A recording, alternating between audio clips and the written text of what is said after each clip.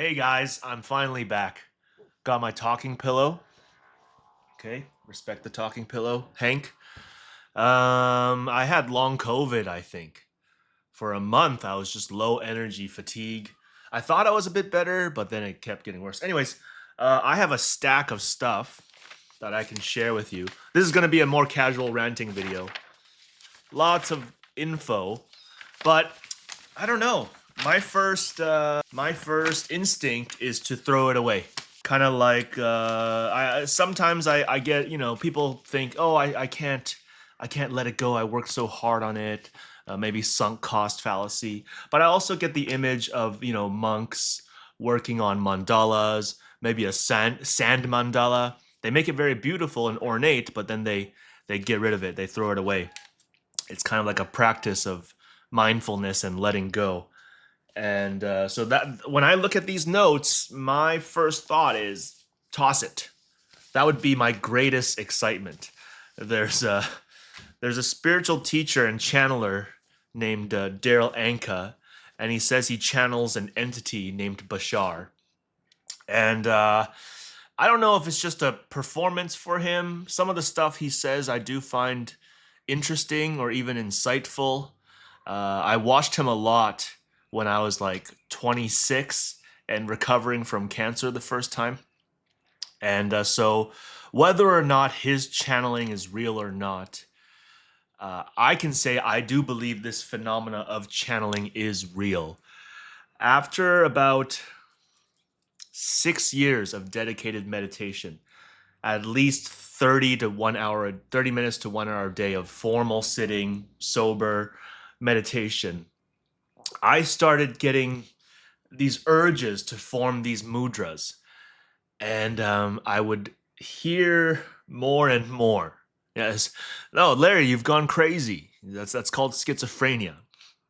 Well, I heard more and more voices, and one particular memory, working with a client who wanted to communicate with someone who had passed away. This is not work I usually do. I usually just coach meditation, deal with OCD, depression, anxiety.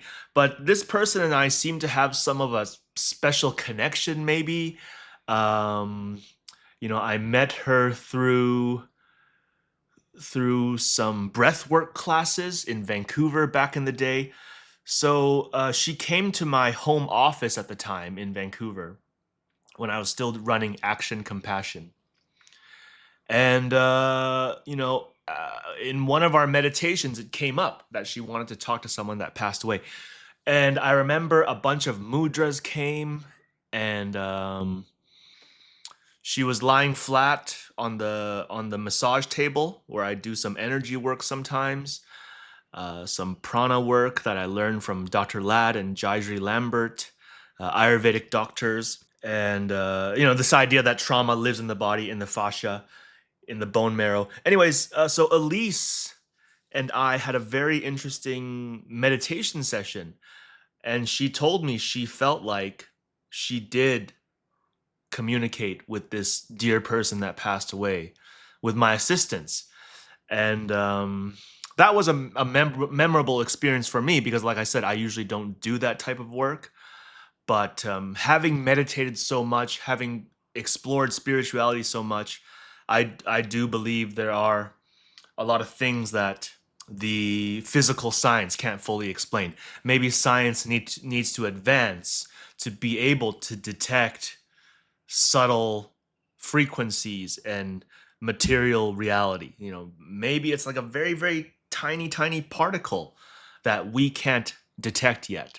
Something subatomic, or there's Dr. Tang does a lot of interesting study on zero point energy, dark energy, the unified field, things like that. Anyway, so yeah, I think it's good to throw things away sometimes. Just toss it. I don't think any of these ideas are useful. Goodbye. Bye bye, sock, as my daughter likes to say. And I'm in the process of giving away these kittens, even though they're so cute. Um, Yeah, people online make so many assumptions so fast. They cast judgment so quickly now. And that's part of the mental health landscape that we've been seeing for quite some time. We all know the issues. We all know the information. Everyone's very well informed, but everyone's looking at these issues in their own framework, and we can't quite agree on what to do. And maybe there's not enough resources allocated to the well-being of the individual working class person, right? Most of the money seems to be going to foreign adventures, if you will. So speaking of mental health, one of my mental health tips, this is some stuff I wrote down today and that feels more important to share. I think everyone's on social media these days, right? I really think we should turn off all social media notifications. Turn them all off. Direct messages, someone likes your post, someone follows you, I turn all of that off. So that when I look at social media, it's when I choose to. I'm not at the playground with my kid and an interesting notification pops up and I want to look at it. Now I'm not a present foger, right? Uh, so yeah, turn off those notifications because most of it's noise, right? 80% noise, 20% signal. So I think that's a big mental health tip that is easy to do and gives a lot of value. What else did I want to talk about? EverQuest stories. I don't know about that. Well, I learned a lot of words from video games, EverQuest, role playing games. I developed my lexicon largely thanks to video games. And, I know people are really scared to have their kids be consumed by technology. I do think it's bad. You have 3-year-olds staring at an iPad for 12 hours a day. That's very, very bad. We're frying the neurotransmitters. We're frying the dopamine system, and we're changing the brain in ways that we can't understand yet. But at the same time, we don't want to raise Luddites. We don't want to raise children who are afraid of technology or not capable to keep up with technology and the modern world, because everyone's got to eat. We all need to sell our labor, our energy, our minds in some way to survive on this earth. So you don't want to be a Luddite. And so I think finding a balance is always the challenge. And meditation is always about balance. Every day's meditation is new because what you're balancing that day is different. Maybe you meditate today and you notice, oh, hey, I'm putting so much weight on this. I'm putting so much importance on this thought process. When these feelings come up or when these beliefs come up, I feel these patterns. Meditation allows us to notice patterns. And meditation, like Buddha, is an anti-teacher. Meditation is the tool that lets us cut at our own intellect. Yesterday, I was hanging out with my funny online friend Remington, and we were talking about, low IQ people, they're easily brainwashed and they're hypocrites. Well, you know what? High IQ people can be easily brainwashed and they can be hypocrites too. The smarter you are, the more capable you are at rationalizing and intellectualizing. You can say, oh, I have to be a hypocrite here because of XYZ. I must do this. I must do that. And, that used to be one of the things I said in meditation a lot at classes. You can convince yourself of anything. So in meditation, you don't believe everything you think. You observe everything you think. But it's kind of like a different mental posture, if you will. And the mental posture of meditation, the general mental posture, I would say, is an open palm. And things are constantly falling on it. Thoughts, blah, blah, blah, things are falling on it. And as things fall on it and you observe, things are going to fall away naturally as it gets full. You know what I mean? And as an open palm, you're fully receptive, you're not judging, you're receiving. So if you have OCD, you have anxiety, you have bad thoughts, meditation is the special time where you are loving these bad thoughts, loving kindness to yourself and all your own mental phenomena. Yeah, I have this belief that I've believed this for quite some time, since I was 30 or so. I'm 40 now, just turned 40 in July. Souls are from everywhere, right? I say if you're spiritual, if you believe you have a soul. Dr. Tang says souls can be recombined, they can split apart. Souls are connected to each other in many ways. And I believe we have souls on this earth from all over the universe and the multiverse and the quantum stuff, holes that we don't understand, tunnels, torsion fields of existence. And existence is not always physical. That would be a spiritual belief, I guess. So on Earth, we have lots of different souls from different planets, from different areas of thought.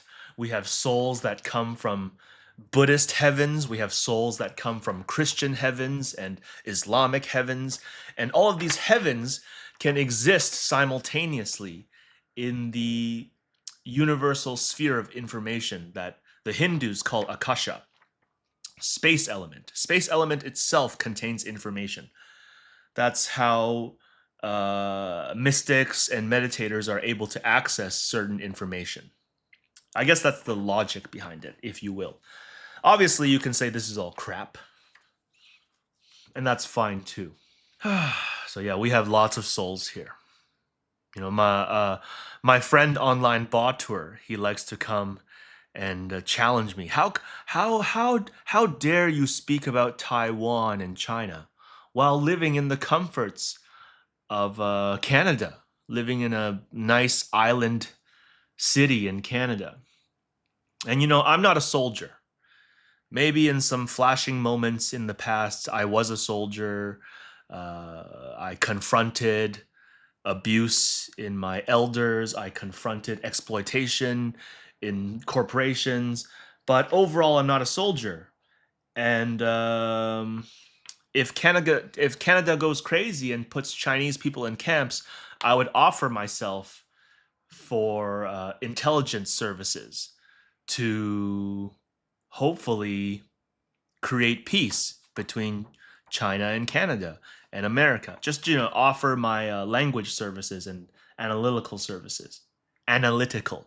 And that goes back to my discussion about how we have lots of different souls here on Earth, I believe. Not everyone is meant to be a soldier. Not everyone is a berserker or a warrior. Some people are mages. Some people are wizards. Some people are enchanters. Some people are druids, more attuned to nature. Some people are shamans, more attuned to the dark side of nature, if you will. We need the dark, right? Without the dark, if the roots don't go deep into the dark, the leaves can't reach heaven. And human beings, we all have light and dark, yin and yang. Darkness serves many purposes, and more intense, selfish thoughts have their logic. Ego has its logic. Ego is not something we're supposed to destroy or mutilate with dogma or spiritual beliefs, or, you know, this idea of should. We shouldn't should ourselves to death. I should be this, I should be that. Be true. In meditation, we focus on being true, and we trust that a inner process of evolution is always ongoing, and shining the light of awareness inside speeds up this evolutionary process. What else is there to talk about? Fire trigram. Yeah, you know, we're in this fire trigram. According to Chinese metaphysics and feng shui, we're in a period of heavy fire until 2043. And this fire has a feminine character. Chinese symbols, the ancient ones, there's lots of variations. And this trigram from the I Ching talks about the rise of feminine power. And I think we're certainly seeing that, right? Look at the case of Lindsay Clancy. No matter what you think on the subject, you can see the rise of feminine power. And so we're in this birthing process. Are we going to come to a balance? Is the feminine power going to rise to a point where it serves society and women and men and children and elderly? I hope so. I hope so. And I do believe it is possible. And I have faith that the best the best outcome comes. But at the same time, people are snuffed out every day, aren't they?